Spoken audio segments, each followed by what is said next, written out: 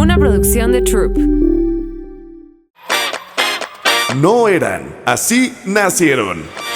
3 mujeres en sus 40s, diciendo una que otra sandez y buscando aprobación social. ¿Qué? Esto así se puso muy incómodo. Peor. Laura Manso, La Margator y Adina Chelminsky presentan La Burra Arisca. ¿Sabes qué es GBM Plus? GBM Plus es una app, una plataforma digital en donde puedes tener todas tus inversiones en el mismo lugar y manejar tu dinero con un solo dedo, porque nos urge tomar el control de nuestra vida. Y eso empieza tomando el control de nuestro dinero. Con GBM Plus puedes tener tu dinero invertido y disponible, Estrategias a largo plazo, O invertir en las empresas que amas. en lugar de guardarlo en el colchón, pon tu dinero en GBM Plus y míralo crecer mientras haces las cosas que quieres hacer. somos libres. Somos GBM Plus. Somos La Burra Arisca.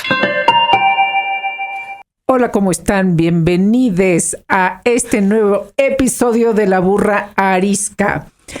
Yo soy Laura Manso. Yo soy Adina Chelminsky. Y yo soy la Margator. ¿Por qué presentas como No sé, como del que estoy árbitro de los tratando 60s, encontrar güey? un nuevo ritmo a mi voz. ¿Y sabes qué pasa? No sucede. O sea, no tiene ritmo por más que le entone con una cancioncita o algo así. Nada. Es algo de reggaetón. Mami. Voy a intentarlo. La próxima que me dejen presentar, lo hago, se lo Que prometo. me dejen, ¿qué Sí. tal? En 2-3 temporadas. Sí, sí, sí. Bueno, bienvenida Valeria Moy por... eres una de las El cliente frecuente. invitadas Ay, frecuentes gracias. a nuestras temporadas. Si has venido 4 veces, estás bien porque hemos hecho 4 temporadas. ¿Sabes qué? Eso me cae bien porque desde que éramos ahí unas... Éramos nadie. nadie y ahora que nosotros. tenemos fama Ahora que mundial. tenemos una fama internacional apabullante. que se pelean por nuestro podcast, por ser los anunciantes, ya sabes. Es que yo creí en ustedes desde el origen, desde Nos sus viste. Nos principios. conoció descalzas. Le hicimos unos autógrafos que guardó como inversión a futuro. Un NFT. Ahí los tengo. Yo iba a decir unos calzones firmados, pero suena tanto más no, gracias, sofisticado. Adina. No, gracias. No es necesario. Valeria Moy, limpios. directora del IMCO y muchas cosas más. Podcastera, escribes creo que En donde 8 se medios dejen. distintos. Opina y da así. Tuitea como, 104 veces al día. Ay, no es cierto. Participa en todos los programas del mundo. Le digo que la amo y es mi súper amiga, pero odio oírla en el radio porque cada vez que la odio quiero llorar. La oigo, quiero llorar. Aparte, tiene un programa que en parte y un concepto de explicar la economía con peras y manzanas. Increíble, que en parte es por lo que la trajimos para que nos explique un tema económico ahorita con peras y manzanas o peras carísimas y manzanas carrérimas. O sea, básicamente. Cada día más caras. Sí, pero van 8.5% más caras. Pero primero, 8.15. primero nadie se Venga. salva de la pregunta incómoda. Ya sabes cómo es, mana. Aviéntala. A ver, la pregunta incómoda es... O sea, casi que prefiero escribir 2 artículos que hacer la pregunta incómoda. Déjenme decirles qué tan incómoda puede ser. Pero sí es incómoda. ¿Han discriminado a alguien? Porque luego estamos en esta época donde todos tienen o todos mostramos aparentemente una muy hermosísima superioridad moral. Y luego uno no es tan superior moral como quiere parecer Sin duda, o como lo he quiere hecho. pretender. Entonces mi pregunta es, ¿han discriminado? O sea, no les estoy diciendo por qué razón han discriminado. Ya cada una sabrá si han discriminado y si lo Esa han era hecho la por qué verdadera razón. pregunta incómoda. Qué bueno Es que la nos la verdadera vas a obviar. pregunta incómoda. Gracias que conservas un poco de prudencia en tu ser. Ok. Noto ciertos silencios, ¿eh? Noto ciertos silencios. No quiero contestar. ¿Quieres que te diga una cosa? Sí, y te voy a poner un ejemplo perfecto de lo que acaba de pasar. Mi hijo no estudia en México. Lo acabamos de ir a dejar hace una semana a Estados Unidos, donde estudia. Evidentemente, la sociedad en Estados Unidos en temas de colorido de gente es mucho más diversa. Que en México hay gente afroamericana, que en México no hay, etcétera, etcétera. Sí, hay. Y, o sea, no hay hay mucho menos. Ok, perdón, empezando por ahí. Por ejemplo. Y estamos pasando por la calle y un chavo afroamericano saluda a Jonathan, mi hijo, lo abraza, etcétera, etcétera. O sea, precioso, lo abrazan, se abrazan. Y luego Jonathan nos está hablando de su amigo, que es su amigo alto. Y yo no entendía cuál era su amigo alto. O sea, sí, mi amigo alto. ¿Cuál amigo alto, Jonah? Mi amigo alto. Y me digo, tú así viendo las medidas. Yo viendo las medidas y me di cuenta que para él el color de piel era completamente no un factor descriptivo y para mí era el factor descriptivo que describía a esta persona y si no, yo no lo iba a reconocer. Así que me dijo, sí, el de la camisa de Pittsburgh. Dije, y me sentí... Y entonces hiciste un clic en tu cabeza. Hice un clic y dije, lo que para él es completamente, ni siquiera es un tema de mencionarlo, es su amigo alto, su amigo chavo. O sea, para mí la descripción automática hubiera sido mi amigo afroamericano. Y sí me entró un shock muy grande. Y me acaba de pasar hace poquito. Claro, o sea, yo creo que este nuevo mundo de aprender de la inclusión y de la diversidad y de todo es un aprendizaje constante y es un permanente estado de estar rompiendo patrones. Tus propios patrones, ¿no? Nuestros propios patrones mentales. Tus patrones mentales que absolutamente dices en tu cabeza, ay, pinche naco, ay, pinche no sé qué, ay, pinche... O sea, ¿cuánta gente no dice, no? Pinche indio, pinche... O sea, lo tenemos tan implantado que ni siquiera nos estamos dando cuenta de lo que decimos o de lo que pensamos, ¿sabes? Entonces creo que es una cosa de estar rompiendo continuamente esas cosas, de decir, no describo a una persona si es negra o japonesa o no es el chinito, ¿no? O sea, también hay una línea muy delgada entre decir, mi amigo, ¿cuál? El afroamericano o negro o como sea lo correcto que se dice. También... Mientras no sea peyorativo, no tiene nada de malo, pero, ¿no? O sea, no estás disminuyendo al otro. Ya no le des vueltas. No, claro que lo he hecho. Pero lo que quiero decir es que hay una raya... que yo venía pensando la pregunta incómoda en el coche, pero me esforcé. Hay una... Sí, se nota, no. O sea, lo que quiero decir es, sí, por supuesto, sí, pero trabajo fuertemente en mi cabeza para como romper esas cosas y para cacharme a mí misma en esas cosas y en cosas que incluso piensas y que dices, güey, esto no está bien decir. ¿No? Y cosas que ni siquiera he pensado y cuando las digo en voz alta mis hijos me dicen que porque obviamente son que tienen sistema mucho de alerta y que están mucho más sensibles a eso, ¿no? Que me dicen, sí, ya no puedes decir eso, ¿no? O sea, cosas así muy estúpidas. Entonces, sí lo he hecho y sí me reviso constantemente y sí trato de decir, esta ya no va así. ¿Sabes qué es una de las cosas más detestables de esto? Es que quererse hacer el que no discrimina. Exacto. Cool. Sí. Esto así es como de las peores partes. Yo he discriminado toda mi vida muchísimas veces por muchas razones, desde color de piel, forma de vestir, colegio en el que ibas, muchísimas forma de hablar. La verdad lo he hecho y me avergüenzo, pero si no lo acepto, pues sería una cobarde. Pero ahora hay una cosa en la que caemos de yo voy a ser súper diverso, inclusivo y bla, bla, bla. Y solo porque los negros me parecen cool y a ellos no, pero a otros sí. Pero entonces sigues en las mismas o peor, ¿no? O sea, sí. A veces sí y a veces no. Es igual de grave, ¿no? Eso. La primera persona que discriminé fue mi papá.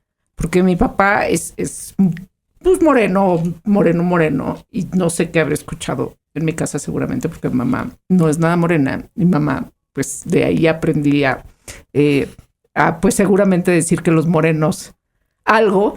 Y entonces mi mamá contaba desde hace mucho. Ok, esto ya se puso muy incómodo. Usted que era incómoda. Acuérdense que yo me tomo las cosas súper literales. O sea, no sé, pero entonces mamá luego contaba que yo decía que una amiga me preguntó que íbamos en el kinder, ¿y quién es tu papá? ¿O cómo es tu papá? Y yo le dije, mi papá es un negrito. Pero No sé si lo dije con cariño. Con Exacto. O sea, es que eso es lo que te digo, que hay una delgada línea entre decir una cosa que de veras no tiene una mala intención y otra que es, dude, ya no puedes decir eso, ¿no? Y tampoco, aquí entra también el primo hermano de, no, yo cero tengo algo contra los gays, ¿eh? O sea, al revés, tengo amigos y todo gays. Sí, somos o sea, my best friends. cállate la boca, por todo favor. Eso entra. O pensar que los gays no pueden o no deben o todo entra. Ahora, si les digo cómo lo solucioné, una vez que ya me di cuenta que me había tropezado porque sí no me daba cuenta, le dije, ay, sí. O sea, piensan que acá son niños de 16 años. Sí, tu amigo el que tiene ondita. Entonces quedé peor. Hay que aprender y hay que entender que ni somos perfectos, que los contextos anteriores a lo mejor ya no aplican para otro, pero tampoco podemos negar que si hay ciertos sesgos que tenemos que resolver. Tú, Valeria Moy. Es que hay cosas con las que uno va creciendo, ¿no? Y Eso, que las asumes que las traes como... implantadas. Las traes implantadas, no es que sean naturales. No me refiero a eso. Simplemente uno cree que el mundo funciona como el contexto con el que creciste. Y pues no, la verdad es que conforme vas creciendo te vas dando cuenta que no. Y sí creo que es un periodo continuo, un proceso continuo de aprendizaje, ¿eh? O sea, Eso. no es una cosa que De un buen día dices, reeducación. ay, discriminé ayer, pero a partir de ahora ya no. Es de reeducación No, constante. es reeducación constante y reflexionar de, híjole, ¿qué hice aquí? ¿No? ¿Cómo contesté esto? ¿Cómo respondí esto? ¿Cómo abordé esta situación? Porque seguramente he discriminado, ¿no? Y seguramente si no lo reflexiono y no me doy cuenta, lo seguiremos haciendo. Sí. Y ese es un poco el tema de la pregunta, ¿no? Y desde luego creo que la línea entre un comentario y una discriminación es una línea bien complicada. Y bueno, no es el tema del podcast, pero bueno. Nada más yo casi te hubiera dejado mi pregunta y me hubiera retirado sigilosamente. Que se siente orgullosa de seguir discriminando. ¿Los conocen? Sí, conozco varios. Sí. No, a mí lo que me llama mucho la atención es la gente que dice que no, que nunca jamás en la vida han discriminado ni discriminarán. No existe, y bueno, no existe. Yo creo que es algo que yo creo que todos es una cosa hecho. totalmente natural. O sea, ¿por qué? Te voy a decir por qué. Porque viene de lo que no se parece a mí me da miedo y entonces lo rechazo, ¿no? De ahí viene. O sea, como esto de sesgos con los que creciste, ¿no? Claro. Ahora, pero el sesgo viene de ahí. Valeria Moy también da clases. ¿Cuántos años llevas dando clases? 20. ¿Has visto un cambio en los chavos en ese sentido de hace 20 años a hoy? Total, absolutamente. Por supuesto. Para bien. En ese sentido, para bien. Nótese acoto. En ese sentido, para bien. Pinches squinkles, no sé qué. Amo dar clases y me encantan mis alumnos. Amo dar clases, de verdad. Oye. Venga. Ok. Hablando de está temas más incómodo el tema de hoy. Está mucho más incómodo. Hablando de dar clases, danos una clase por piedad. ¿Qué chingados está pasando con la inflación? ¿Va a parar? ¿No va a parar? ¿Es natural? ¿Es México? ¿Es el mundo? ¿Es la historia de la humanidad? ¿Hay inflación? ¿La inflación es buena? ¿Es mala? ¿What? ¿Why de Rito? Why de Rito. Bueno, hay muchos lados. ¿Por dónde quieren empezar? A ver, yo creo que o sea, for dummies. For dummies. Ok. Sí. Hay un punto de inicio que creo que nos puede ayudar a todos. La inflación la inflación no es otra cosa más que el aumento en el nivel de precios de una economía. Para que consideremos inflación tienen que subir mucho tiempo, o sea, en quincena. Si suben los precios una quincena no le decimos inflación, tiene que repetirse en el tiempo, cosa que ya llevamos pues un añito viendo incrementos en precios, entonces ya califica como inflación. Pero también tienen que subir de precio la mayoría de las cosas que consumimos. Si suben 2 cosas, no le llamamos inflación. Si suben la mayoría de las cosas que consumimos, sí le podemos llamar inflación. No tiene que subir todo y no tiene que subir todo en la misma proporción. Cada uno subirá distinto. Y ustedes lo podrán notar en lo que ustedes consumen. Verán que unas cosas suben más, unas suben, pero no tanto. Y otras incluso puede, acaso, que hayan bajado de precio. Ok. Eso es lo que llamamos un fenómeno inflacionario. Ahora, el momento actual, el chiste del momento actual es explicar de dónde viene ese momento inflacionario. ¿Qué es lo que está llevando los precios al alza? ¿Por qué están subiendo los precios si durante la pandemia no bajaron los precios? Y aquí yo creo que lo más fácil es entender pues que los precios son un mecanismo de información y te dan información de lo que hay, es decir, de la oferta, y de cuánto queremos un bien, es decir, la demanda.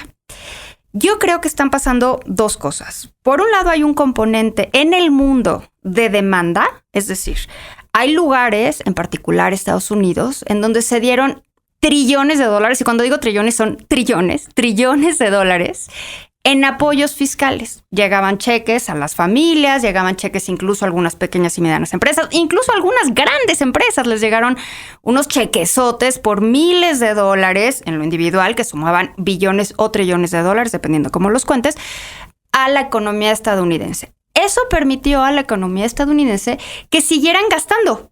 Entonces, que la demanda no cayera frente a la falta de empleos y a las broncas derivadas de la pandemia. Entonces, en Estados Unidos la gente siguió gastando y siguió gastando. Ahora, ¿en qué gastó? Sobre todo en bienes, más que en servicios. Porque los servicios estaban parados. De alguna manera, pues estaban parados porque el servicio implica contacto humano y si hay pandemia, pues todos estamos en las casas. Entonces, los restaurantes caen, los hoteles caen, los vuelos caen, los servicios de belleza caen. O sea, todo lo que está relacionado con cierto contacto humano, cae su consumo, pero sube el consumo de cosas, ¿no? De aparatos eléctricos, de aparatos electrodomésticos, de computadoras cada vez más sofisticadas, de pantallas, de videojuegos y de todo lo que ustedes se pueden imaginar y de todo lo que ustedes compraron por Amazon y por otras plataformas.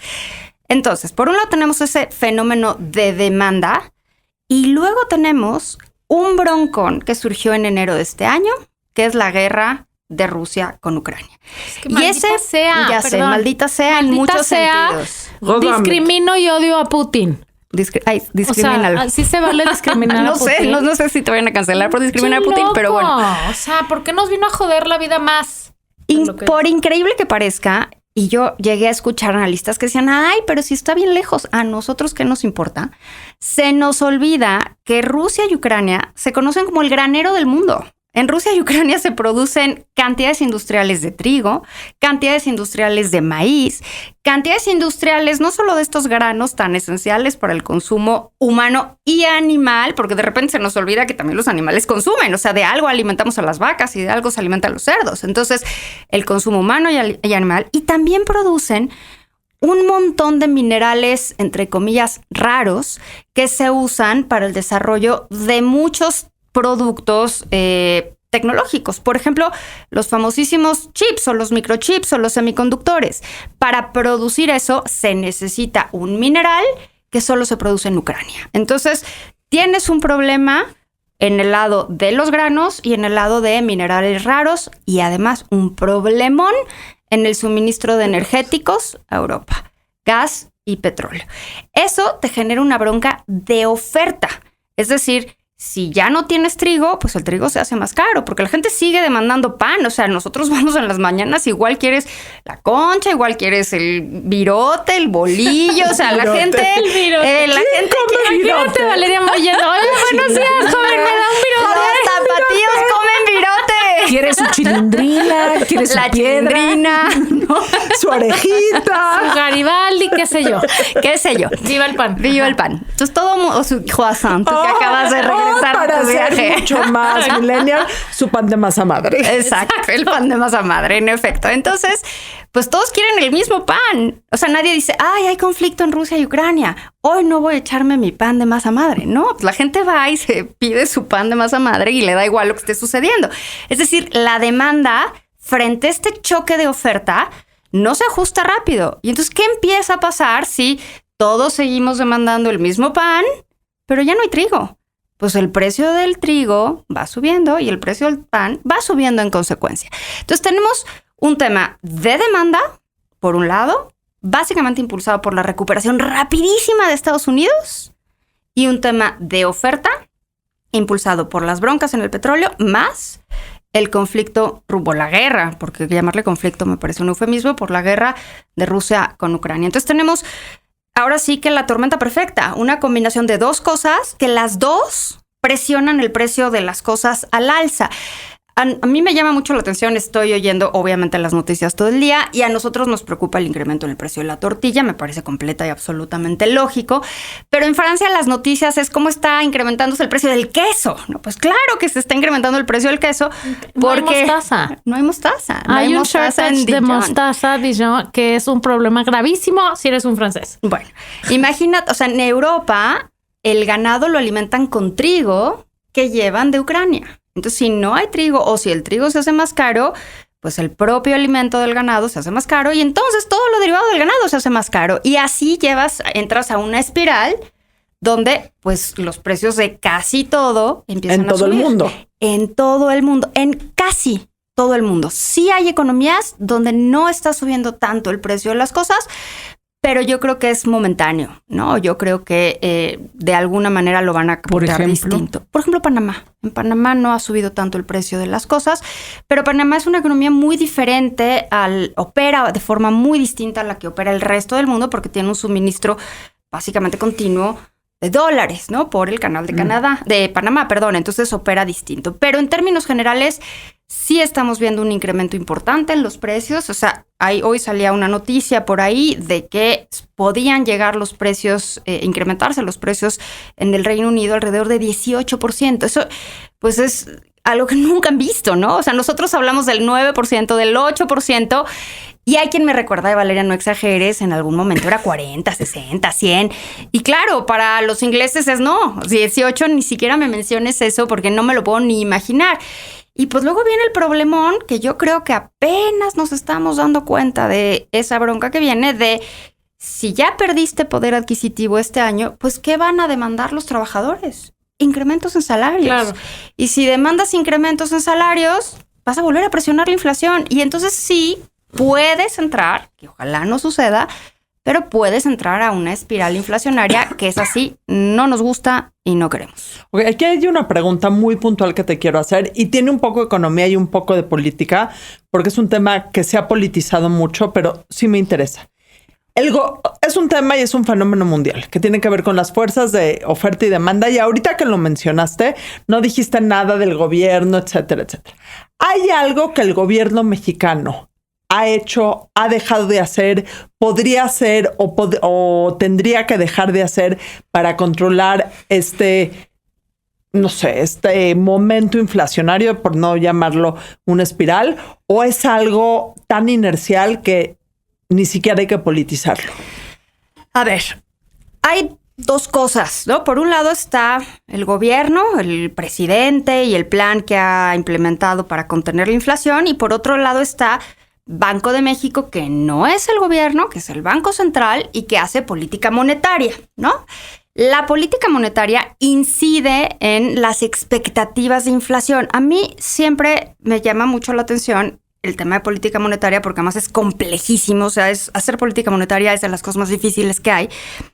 La política monetaria toma decisiones con base en información pasada y toma decisiones hacia el futuro. Por ejemplo, cada vez que se decide la tasa de interés que se va a aplicar, esa tasa de interés aplicará hacia adelante, pero la inflación es hacia el pasado. Entonces de repente me dicen, es que Banco de México no puede controlar la inflación. No, la inflación es hacia el pasado. O sea, hoy por hoy operamos o conocemos la inflación de la primera quincena de agosto, de julio, o sea, siempre hablamos de la inflación de un momento que ya sucedió, mientras uno tiene que estar tomando decisiones hacia adelante. Entonces, lo que puede hacer cualquier banco central es controlar las expectativas de inflación, lo que crees que le va a suceder a la inflación. Y si controlas las expectativas de inflación, eventualmente controlas la inflación. Ese es más o menos lo que tiene que impulsar o lo que tiene que intentar Banco de México. Y Banco de México ha estado desde el año pasado subiendo lenta pero consistentemente, y ni tan lenta en fechas recientes, la tasa de interés. El chiste aquí es si sube la tasa de interés, te suben el costo del crédito. Por lo tanto, te hacen más caro consumir.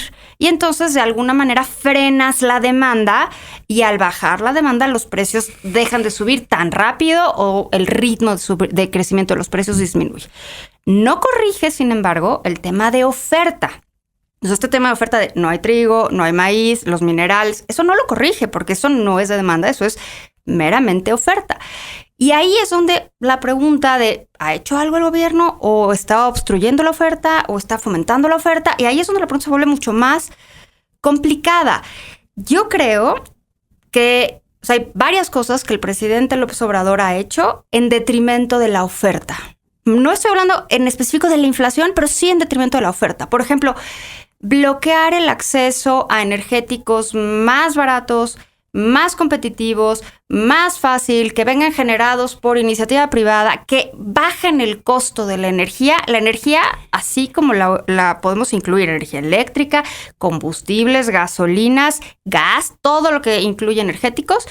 Ahí el gobierno del presidente López Obrador ha tenido una política bastante proteccionista, bastante nacionalista, por ejemplo, bloqueando permisos para importar gasolina, permisos para importar gas, o sea, todo eso pues nos hace más caro el costo de los energéticos. Entonces, en ese sentido, no es que el presidente haya hecho algo para que los precios suban, pero al bloquear la competencia en el mercado energético, sí ocasiona que los precios sean más altos de los que podrían ser en competencia.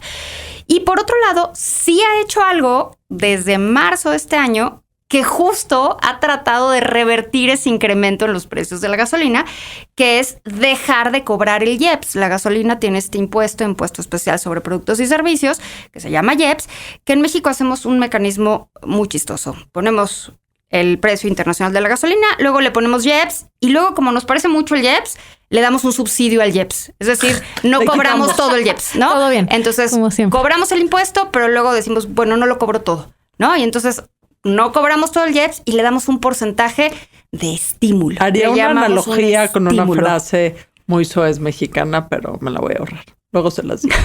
Bueno, entonces le damos el famoso subsidio a la gasolina. El famoso subsidio básicamente es no recaudar. O sea, suena como que le está metiendo lana. Pero no es así. No es que le esté metiendo lana, lo está dejando de recaudar, menos. Pero al final del día acaba siendo lo mismo, porque representa un costo para las finanzas públicas.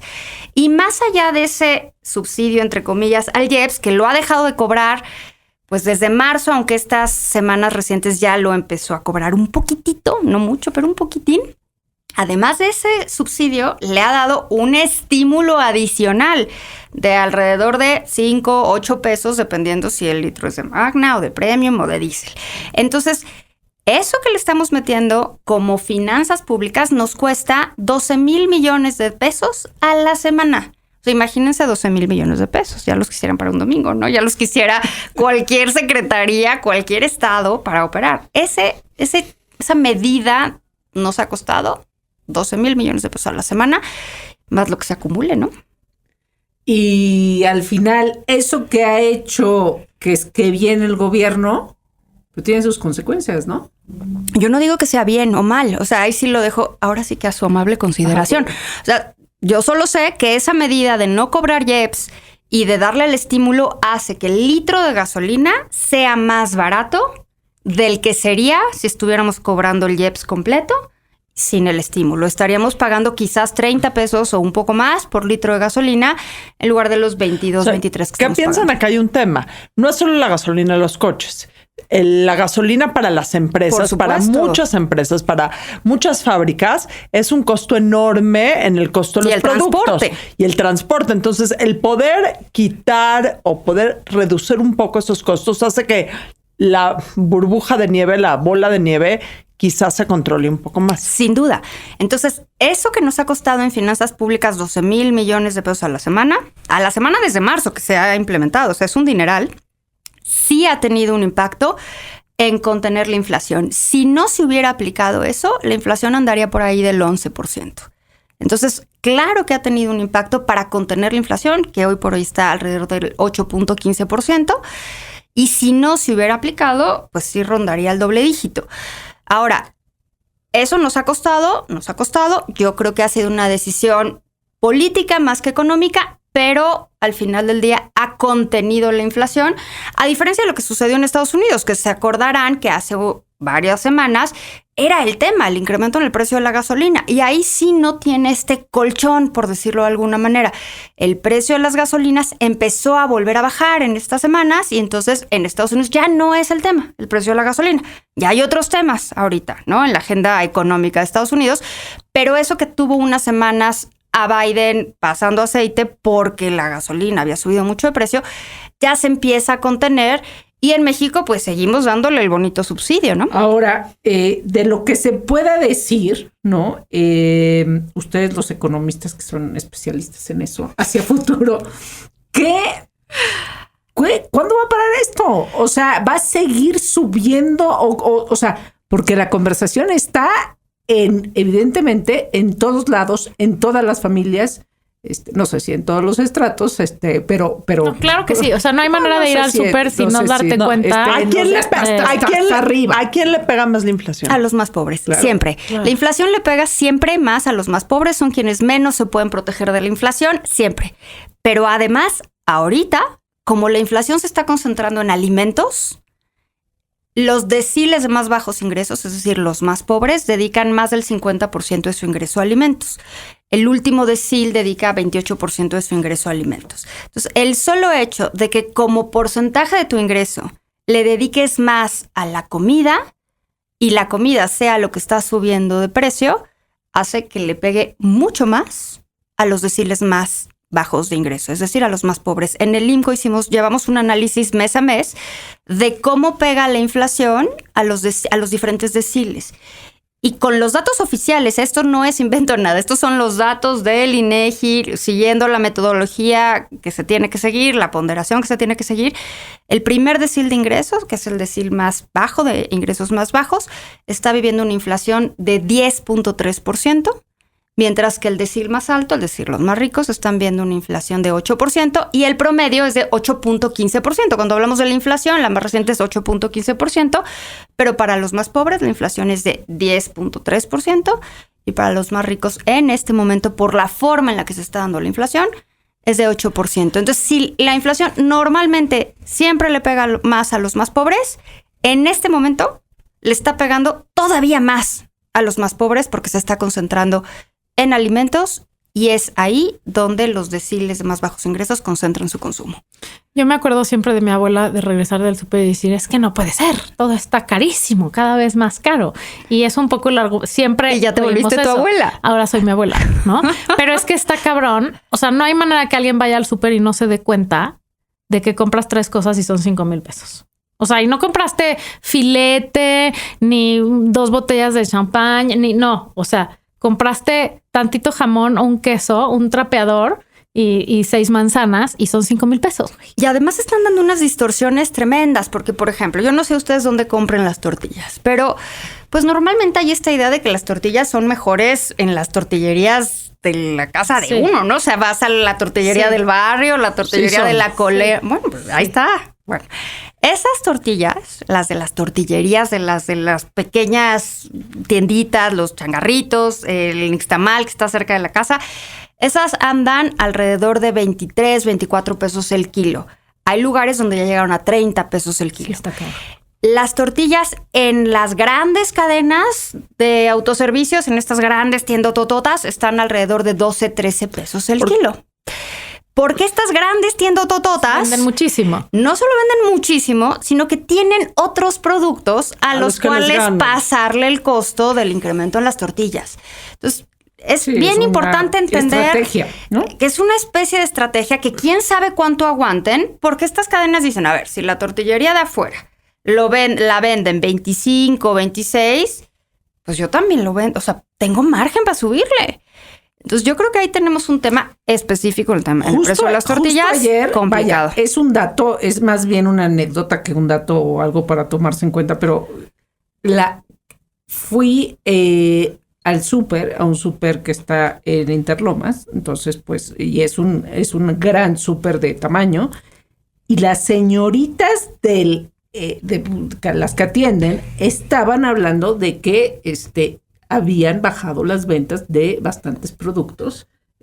Digo, ya para que sea tema entre las señoritas, no, pues todo ha subido, no, pues es que todo ha subido muchísimo. O sea, sí, ya te piensas 3 veces que compras. En una colonia donde normalmente no es un tema, donde normalmente no es un tema. No es un tema. Y una de ellas dijo, no, pues ya deberían de bajar los precios, ¿no? Así de que, es como si fuera la decisión del señor del súper, sí. Ya en directora de la Comer, pero qué no sé, qué curioso me pareció, quería yo que dijera más cosas. Pero al final está siendo un tema, ¿no? ¿Qué nos espera? ¿Qué vamos a hacer? ¿Quién nos puede salvar? Mira, Bruce Willis ya no puede venir porque ya no se acuerda el pobre cómo llegar. ¿Qué vamos a hacer? Tengo angustia y ansiedad galopante. A ver, es bien difícil pronosticar lo que viene con la inflación porque hay tantas variables volando. O sea, si viéramos que se va a terminar la guerra y que todo va a regresar a la normalidad en 3 patadas, dirías, bueno, ya, el año que entra se regresa a la normalidad el suministro de trigo y de maíz. No, eso no va a suceder. O Europa no va a tener broncas en el suministro de gas y no va a tener broncas en el suministro de petróleo. Entonces, no va a haber, eso no va a suceder. Porque aunque se acabara la guerra hoy, Ucrania está destruida. Okay. Aunque se acabe la guerra hoy, retomar y reformular las cadenas productivas no se hace de un día para otro. O sea, no es como apagar un switch de darle on y darle off y se acabó. No, la verdad es que esa distorsión va a estar ahí.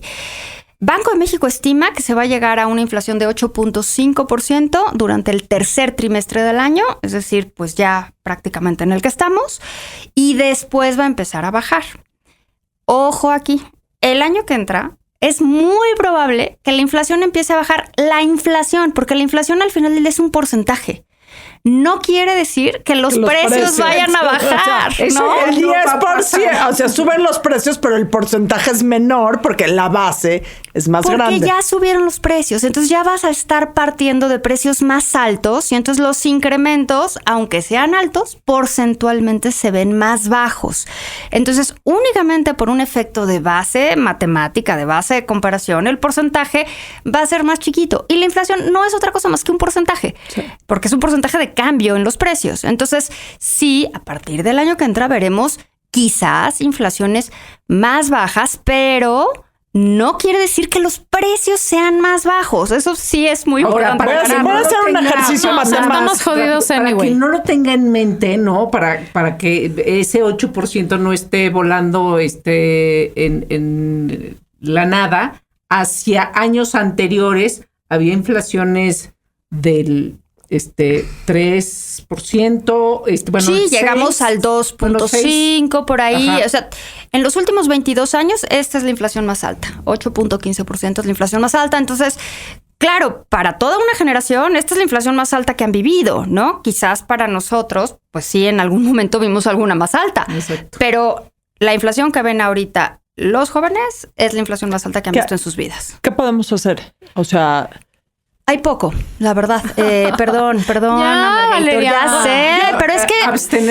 ¿Pero qué prefieren? ¿Quitarse el curita despacito o de una vez? A ver, hay poco que podemos hacer. A mí me encanta. Oigo un montón de programas donde dicen, ¿cómo te puedes proteger de la inflación? La verdad es que hay bien poquito que puedes hacer para protegerte de la inflación. Agua y ajo, ¿no? Agua y ajo. O sea, la burrarisca. Aquí les damos sus verdades, aunque les duelan. Pues es que es mejor, creo yo. Hay bien poco que hacer. O sea, uno puede sustituir consumo, ¿no? Y puedes decir, bueno, las toronjas están más baratas que las naranjas, entonces voy a consumir toronjas. Sí, pero... O sea, sí puedes sustituir un rato. Pues mínimo. Pero también. Pues, o sea, te va a alcanzar para menos cosas. Sí, irás sustituyendo. Sí, también las empresas aguantarán lo más que puedan. Algunas, otras no van a aguantar y van a subir indistintamente.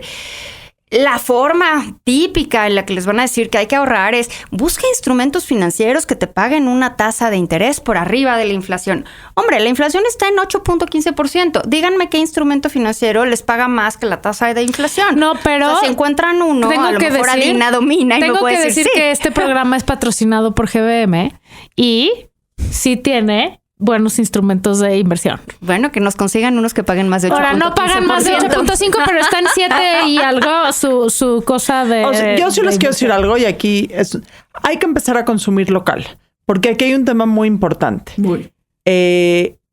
Sí, que voy a juntar lo que dijo Valeria en varias partes. La inflación le pega más a la gente más pobre. La inflación está pegando en comida, que es mucho el mercado de lo que vende la gente más pobre.